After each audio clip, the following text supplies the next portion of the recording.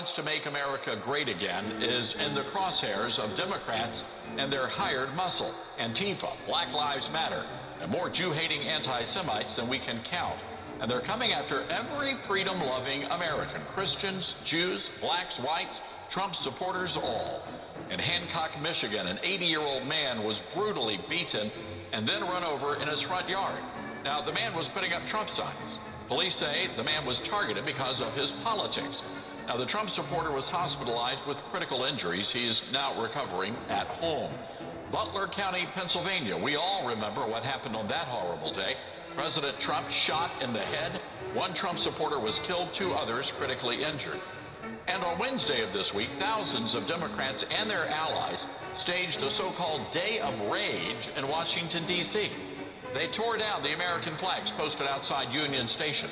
They burned those flags, the flags that had been carried into battle for freedom's cause, the flags draped over coffins of those who paid the ultimate sacrifice. Those godless heathens burned our flag.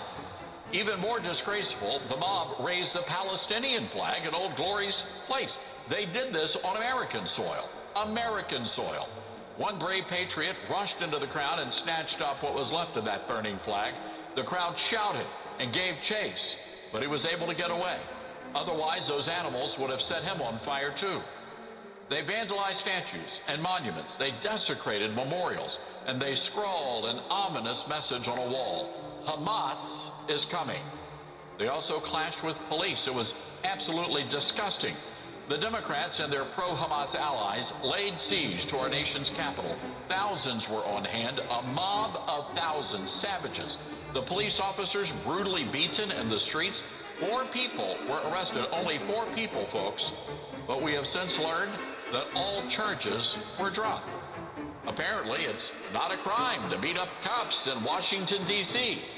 Congressman Brandon Williams, a Republican from New York, told me he was driving by Union Station just blocks from the U.S. Capitol building when he noticed the American flags had not been restored. So what did he do? Well, he went back to Capitol Hill. He gathered up several members of Congress, including Navy veterans and Marine veterans, a couple of lawmakers from Alabama. They were in the mix.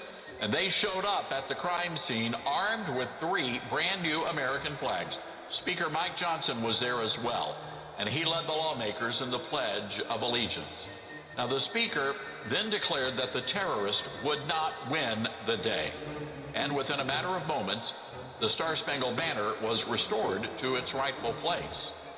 Now, among those who were enraged over the behavior of the Democrats were many veterans on Capitol Hill. I wrote a book a few months back called Twilight's Last Gleaming, Can America Be Saved? It's based on a speech delivered by President Ronald Reagan. Now, he noted that our national anthem does not include a declarative statement. It actually asks a series of questions. Is the flag still there? Can you still see the Star-Spangled Banner waving? Well, it's a question that every generation must answer. Are we doing our part to make sure the flag still waves? The fraternity boys at UNC Chapel Hill, they did their part. And thanks to the valiant efforts of Speaker Johnson and those red-blooded patriots, well, the Star-Spangled Banner still waves over the land of the free and the home of the brave.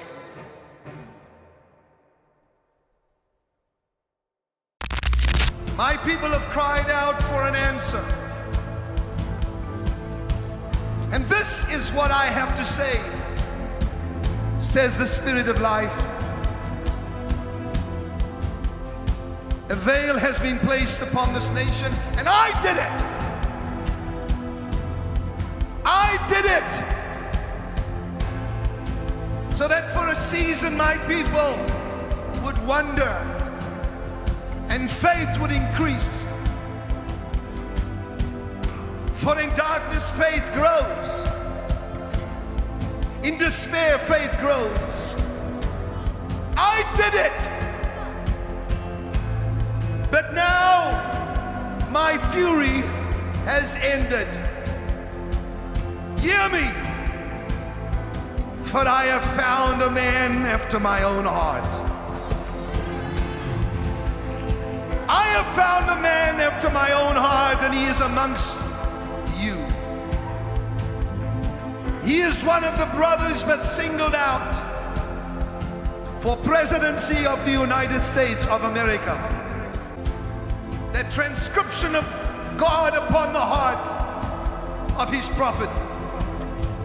How the gold has become dim. The stones of the sanctuary are scattered at the head of every street. The precious sons of Zion, valuable as fine gold, are now regarded as clay pots. Those who ate delicacies are desolate in the streets, and those who were brought up in royal scarlet now embrace ash heaps. Is this what I wanted? My people were brighter than snow, whiter than milk. They were like sapphire in their appearance, and now they are stricken for lack of fruits in the field. The hands of once compassionate women have cooked their own children, and their children have become food for them. Your children have become food for who were once compassionate women. But my fury is fulfilled, says the Lord. And I have now kindled a fire in Zion. I have kindled a fire in Zion, in America, in nations throughout the earth, and my fist is about to smack down on Russia.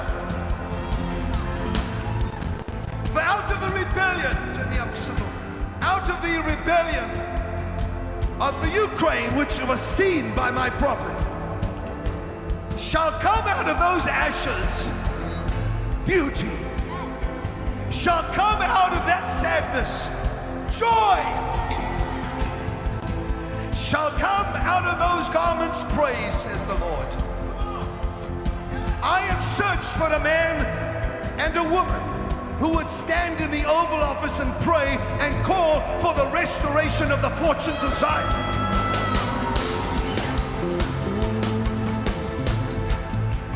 I have looked for a man who would pray for the restoration of the fortunes of Zion. Therefore, as you hear my heart, says the Lord, today, I will take you on a journey. I will first take you to Israel, whom they would give Jerusalem to his enemies. Why would they give half of Jerusalem away? This will not happen, says the Lord. For I will take you on a journey today into Jerusalem, where it shall be prophesied through song by my prophet what I intend doing in Jerusalem and in the United States of America at the same time, says the Lord.